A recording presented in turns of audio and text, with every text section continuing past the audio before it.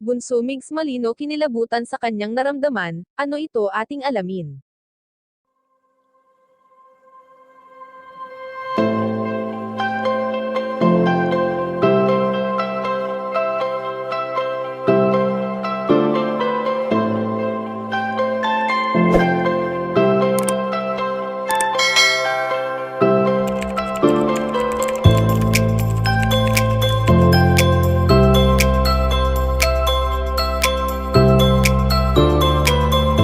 Usap-usapan pa rin magpasa hanggang ngayon sa mundo ng social media ang sunod-sunod na blessings na natatanggap ni Bunso Migs Malino.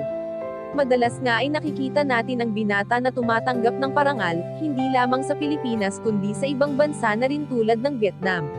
Ngayong taong 2023 nga ay palagi nating nakikita si Bunso Migs Malino na nagta-travel international, kung hindi ito tatanggap ng awards ay nagbabakasyon ito kasama ang kanyang pamilya na deserve naman ng binata, dahil sa sobrang sipag nito at nararapat lamang na mag-relax upang sa ganon ay makalimot rin kahit papaano sa mapait na pangyayari sa kanyang buhay.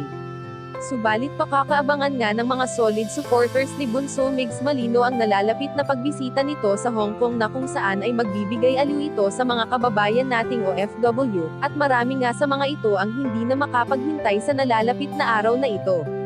Sa ngayon nga ay ayon sa aming impormasyon na nakalap na kinilabutan di umano si Bunso Migs Malino nang minsan ay mag-travel ito, na tila sa pamamagitan ng hangin ay may yumakap sa kanya at alam naman natin na ito ay walang iba kundi ang kanyang pinakamamahal na prinsesa, na kahit hindi niya na nakakasama ay tiyak naman na masaya na ito sa ngayon, dahil unti-unti nang naaabot ng binata ang kanilang pangarap.